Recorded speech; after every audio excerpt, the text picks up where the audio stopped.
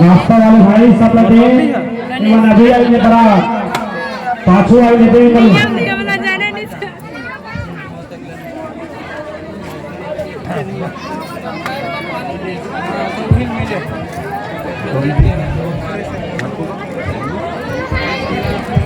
शांति व्यवस्था बनाए बैठे आगे बाबा गुरु घासीदास एवं सफरा माता की टीकावन का कार्यक्रम होगा।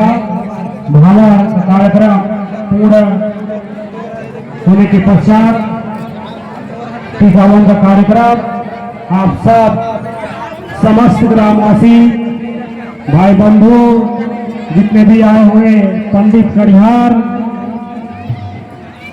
आसपास के गांव से आए हुए हमारे सम्मानीय व्यक्ति सबको सूचित किया जाता है कि बाबा गुरु घासीदास का टीकावन में निश्चित रूप से शामिल हुए और बाबा गुरु घासीदास का आशीर्वाद प्रदान करें। धन्यवाद।